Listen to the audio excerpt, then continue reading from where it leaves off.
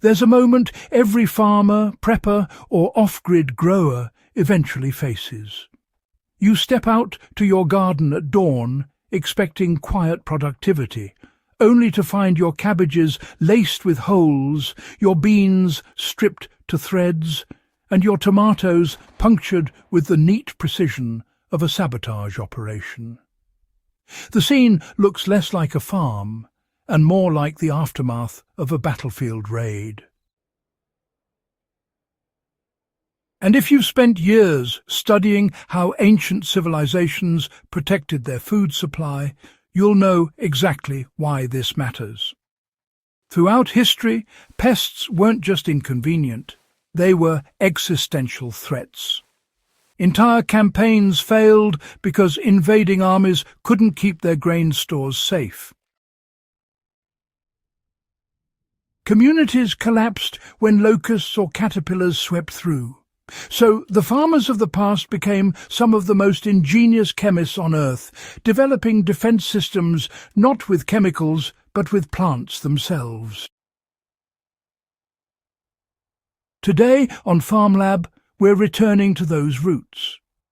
This guide isn't another surface-level mix vinegar with something and hope.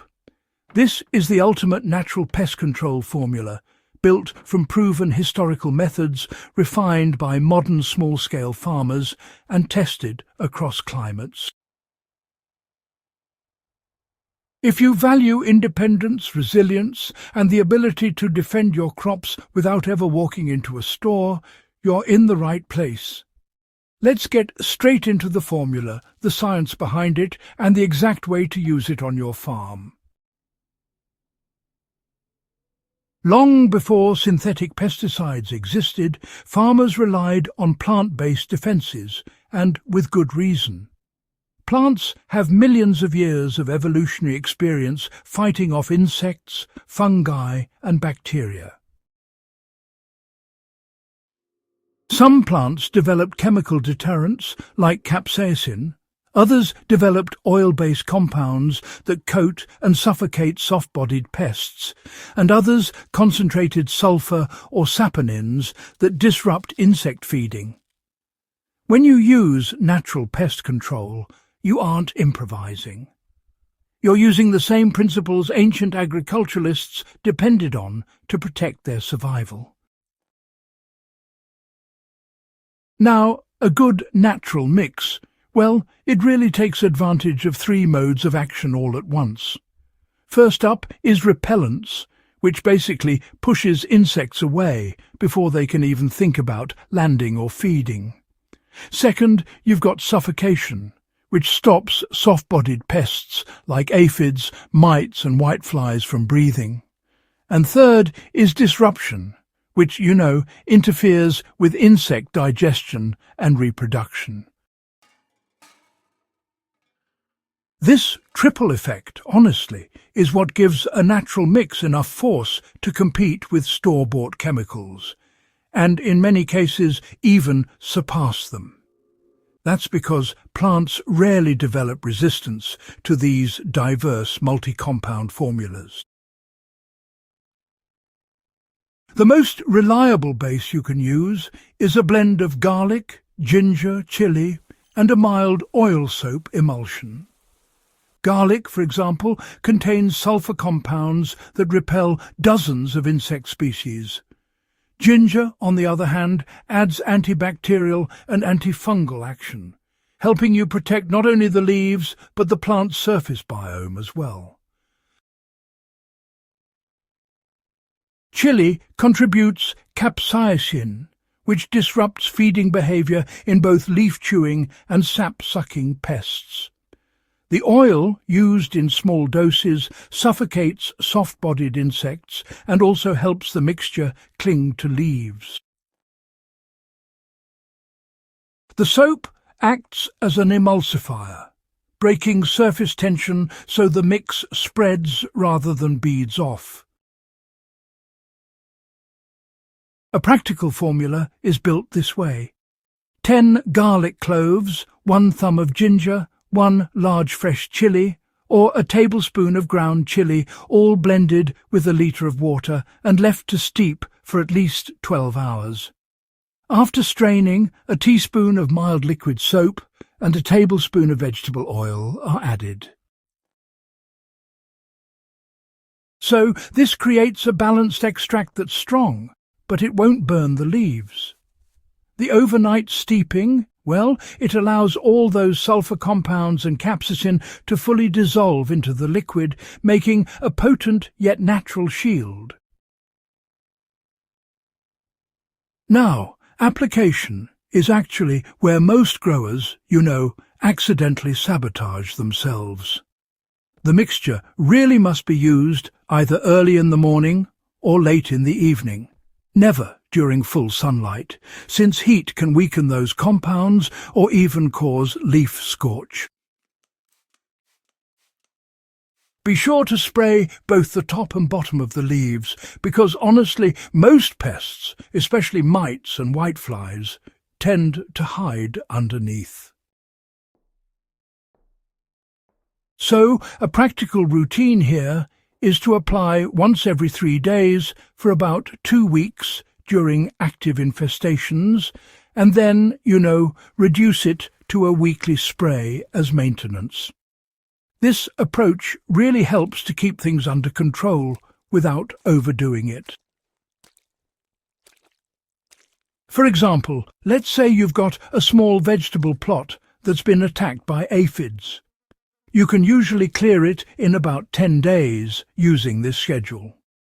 In the first 3 applications, the oil suffocates the majority of the colony, which is quite effective. Then the capsaicin from the chili disrupts any survivors that manage to return, making it even harder for them to re-establish. The garlic, meanwhile, repels new arrivals, which really helps reduce reinfestation pressure. After the second week, the plant usually recovers enough to strengthen its own defences, and at that point the mix shifts from crisis control to more of a preventative care routine. Another practical application is on fruit trees, especially those plagued by mealybugs or scale. You see, because these pests cling tightly to stems, farmers often struggle with chemical options. But here's the thing, the natural mix softens their protective coatings quite effectively. Now, a farmer can saturate the stems, wait about 20 minutes, and then spray a second time. This double coating process, breaks through the waxy exterior and suffocates the pest. Repeating this over a month restores the tree without the need for commercial pesticides. It's a rather wonderful way to nurture your trees back to health. Chemical pesticides have one major flaw. They create dependence. Over time, insects evolve resistance, soil health declines, and beneficial predators just sort of disappear. On the other hand, a natural mix does the opposite. It actually preserves ladybugs, lacewings, praying mantises, and parasitic wasps, the silent allies that really help balance our ecosystems. It also protects the microbial life in your soil that supports nutrient cycling and plant immunity. That's absolutely vital for long-term soil health, you see. Farmers who use this natural mix consistently over a few seasons discover something surprising. Pest pressure decreases not because the mix kills everything, but because, the entire farm becomes inhospitable to outbreaks. With the return of predators, the soil begins to recover, and plants grow ever tougher, don't they? It's truly a sight to behold, a balanced ecosystem at its finest. Learning how to create your own pest control is more than just a technique. It's a form of self-reliance, much like our ancestors practiced. A farm that can defend itself without needing external supply chains is indeed a resilient farm. Whether you're tending a large plot or just a humble balcony garden, mastering this mix and using it strategically can ensure your food supply remains robust.